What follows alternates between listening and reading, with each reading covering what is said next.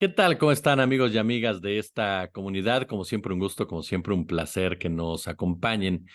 Una de las críticas constantes que lanzan los corifeos de la élite en contra de Andrés Manuel López Obrador es que con su llegada polarizó a nuestro país, lo segmentó y utilizan términos totalmente denostativos para referirse al primer mandatario y a sus seguidores, con lo que confirman su enorme ignorancia del mexicano de a pie, del México profundo, del México real, porque no es lo mismo la forma de pensar o la forma de ver las cosas de aquel que nace rico, muere rico y hereda la pobreza, que aquel que nace pobre, vive pobre, muere pobre y hereda precisamente la pobreza. La polarización de este país es social, es económica, es debido a las grandes asimetrías que la élite durante décadas ha profundizado de la mano, por supuesto, de los políticos, de la mano de los medios de comunicación, quienes a través de noticieros, a través de opinadores, a través incluso de su entretenimiento, justificaron la meritocracia, la ampararon, la consolidaron como una manera precisamente de control social. Y todo esto para justificar muchos de los abusos que perpetró la clase alta de este país, la oligarquía de este país, para la cual ustedes saben perfectamente que la democracia es válida cuando viene de arriba para abajo. La justicia es válida cuando viene de arriba para abajo, ¿no? La competitividad es válida cuando viene de arriba para abajo, pero cuando no es así, entonces eres un rijoso, eres comunista, eres socialista, quieres descarrilar el desarrollo del país. ¿Durante cuántos años los gobiernos priistas y panistas nos vendieron el rollo de que el país estaba desarrollando, de que teníamos un mayor crecimiento? Pero ese crecimiento jamás llegaba a las mesas de los mexicanos y de las mexicanas. Jamás se vio una mejora en la calidad de vida de millones y millones, sino todo lo contrario. Se precarizó el empleo, se precarizó el salario, se detuvo el ascenso social, se criminalizó la pobreza ya en el extremo precisamente del delirio neoliberal. Sin embargo, siempre es más fácil echarle la culpa a Andrés Manuel López Obrador. Y de parte de los comunicadores es una actitud común, ¿eh? Los comunicadores tendemos a encerrarnos en nuestro círculo, en pensar que tenemos más rating del que realmente tenemos, en creer que somos más influyentes de lo que realmente somos. Y en muchos de estos personajes, como López Dóriga, como Loret, como Ricardo Alemán, como Raimundo Riva Palacio, como Héctor de Mauleón, como Jorge Fernández, como Pascal Beltrán, como Ciro Gómez Leiva, como analistas, caso Denise Dresser, Reyes Heroles, los Krause y demás, pues ellos consolidaron incluso sus fortunas, su estilo de vida, gracias al amparo del poder, gracias a la cercanía del poder. No fue porque dependieran de los salarios que le otorgaban las empresas en donde ellos laboraban, que en algunos casos eran muy buenos salarios, pero porque eran un vínculo directo con el poder y porque habían sacrificado su credibilidad en beneficio de sus propias empresas. Por lo tanto, la tarea periodística de información como tal estaba totalmente sesgada, ¿no? Pero aquí hay una gran pregunta que se ha hecho mucha gente.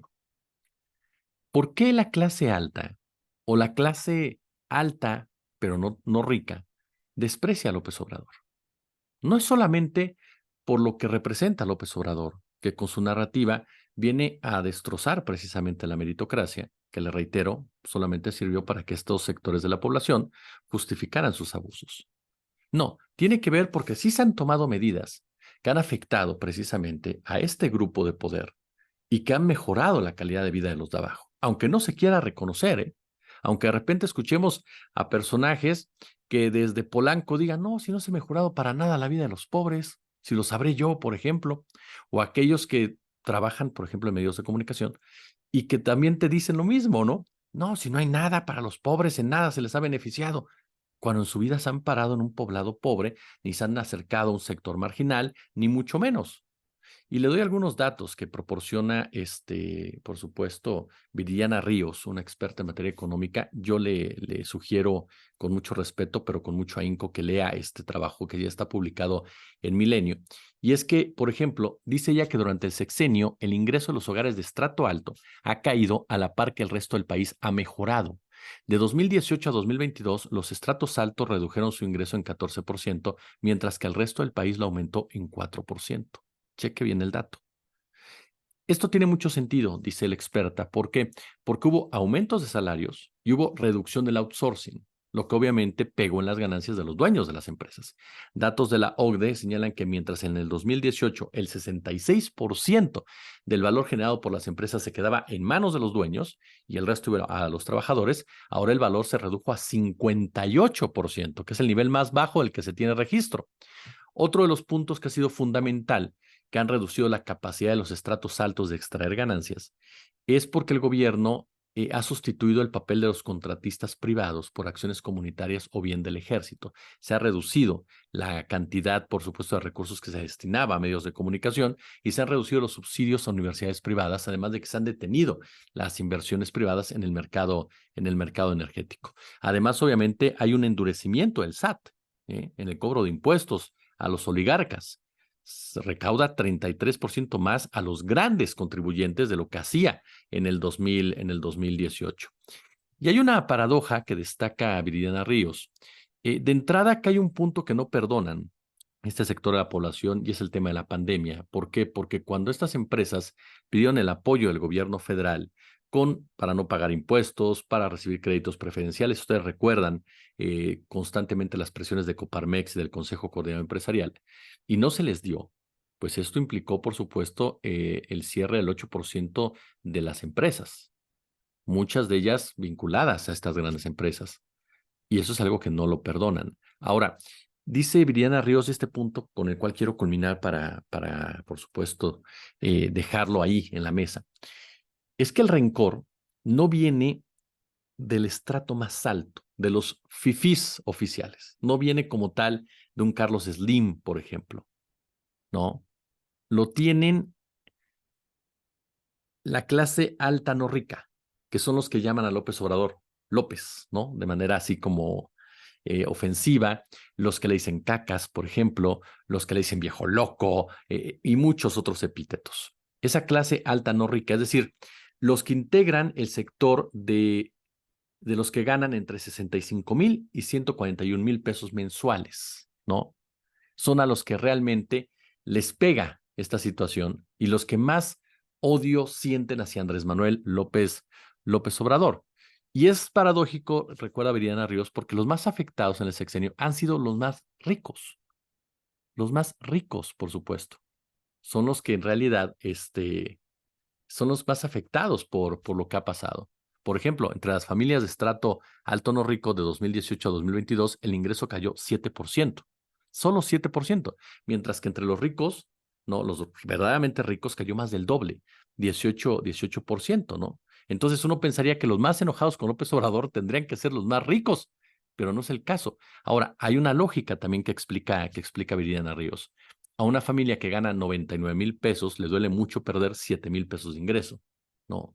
Mucho más que a una familia rica que puede perder 287,000 pesos.